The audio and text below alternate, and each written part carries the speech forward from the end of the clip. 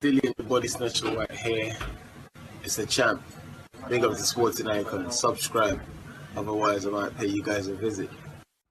Okay, so the results are in. Who wins? Derek Chisora versus King Kong Luis Ortiz. 66% of you said Derek Chisora, 34% of you said Luis Ortiz. Now, it's just under 7.2 thousand of you took to the poll. The poll happened to be here on YouTube in the community section. I know not everybody gets to see it for some reason. I don't know why. It doesn't always pop up in people's recommended. A lot of people do have to go manually looking for it in the community section. I don't have the answer as to why. Maybe something to do with that bell icon. I don't know. If you haven't clicked it, give it a click. Maybe it'll work. I don't know. But either way, 7.1 thousand, just under 7.2 thousand of you. That's pretty good for a YouTube poll. Very, very good. But for me, it's not really about the result so much. Because at the end of the day, a poll, it's a prediction, isn't it? It's subjective is what it is, really. But for me, I'm more interested in the comments, because the comments, which really took me by surprise, which was the majority of people got very, very excited at the mere thought of Derek Chisora versus King Kong Luis Ortiz.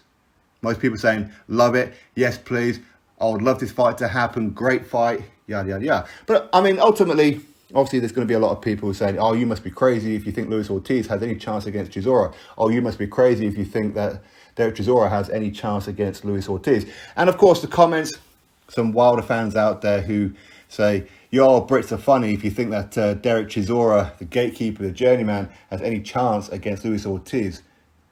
Luis Ortiz is the second best heavyweight in the world, all that kind of stuff. Quite clearly, they are Deontay Wilder fans who just want to try and salvage any kind of credibility for Deontay Wilder as it possibly can, because that is the best name on his resume, is Luis Ortiz. And that's the truth of it, isn't it? Now, how good is Luis Ortiz? Truth is, we don't know. For me, I've always said that Deontay Wilder's overrated, but how good is Luis Ortiz? His best win is Brian Jennings back in 2015, and that pretty much tells the entire story, doesn't it?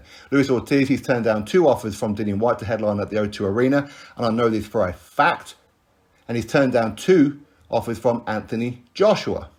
One as the WBA mandatory, which he could have fought him straight after the Takam fight, and the other one was a more recent one, of course, where he was offered $7 million to take on Anthony Joshua when Big Baby Jaron Miller tested positive for PEDs. So how good is Luis Ortiz? We don't know. It's like he's quite happy to be fighting the likes of Razvan Kajanu. He's quite happy to be fighting Travis Kaufman. He's quite happy to be fighting Alexander Flores. These kind of, well, let's be honest, not very good opponents, are they? So how good is Luis Ortiz? We don't know. Derek Chisora, he'll step foot in the ring with anybody. He'll step foot in the ring with your grandma if you paid him enough money, okay? He's that kind of guy that does turn up, and he will give it his best. Don't get me wrong, sometimes he does turn up and doesn't really perform. We've seen that with against Cabell. We've seen that against, a couple of opponents. And yes, Derek Chisora sometimes doesn't get the rub of the green. I think, again, maybe that's why he's got 11 losses on his resume. But he doesn't get the rub of the green sometimes, for whatever reason it may be. But again, you don't always win rounds or win fights just by marching forward. You've got to do something with it, okay? But anyway, it doesn't matter. As far as this fight is concerned, people want to see this fight.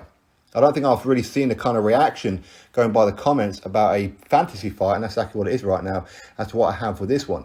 Is this the kind of fight that David Haye would want to put Derek Chisora in there with? Don't know. Is this the kind of fight that Jay Jimenez, Luis Ortiz's manager, would want Luis Ortiz to go in with?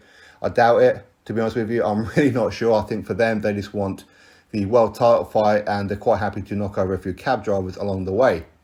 That seems to be the resume of Luis Ortiz. I'm not having a dig, but that seems to be how it is. I want to see Luis Ortiz take on Derek Chisora, a Joseph Parker. Let's see him take on these kind of guys. Andy Ruiz Jr. Why is that fight not happening? That fight should have already happened, let's be honest. But ultimately, can they make this fight? I wouldn't hold your breath on it. And that's the disappointing thing about it. This would be one of those kind of fights where we will look back and go, oh man, that would have been a great fight. But we're never going to see it. For me, other fights of recent eras and that would be, I want to see David Haye take on Alexander Povetkin. When Povetkin was in his prime, of course, David Haye was a WBA regular world heavyweight champion. That would have been a great fight at that particular point. But either way, hopefully Eddie Hearn Matchroom will at least put in some kind of offers. And let's see what Luis Ortiz did about it. What does he do about it? Would he accept the kind of challenge from Derek Chisora? Or maybe Derek Chisora doesn't fancy it. I mean, going by Derek Chisora's resume, with the fact that he has been in there with Dillian White twice, Tyson Fury twice, David Haye, Vitaly Klitschko, so forth and so forth. Much better opponents than Luis Ortiz has faced, that's for sure. But anyway, let's see, shall we? Fantasy fight. Seems that this is the kind of fight that fans want to see. Eddie Hearn, pay attention. Get this fight done, please. Drop your thoughts below. Click thumbs up, subscribe. Catch you on the next video.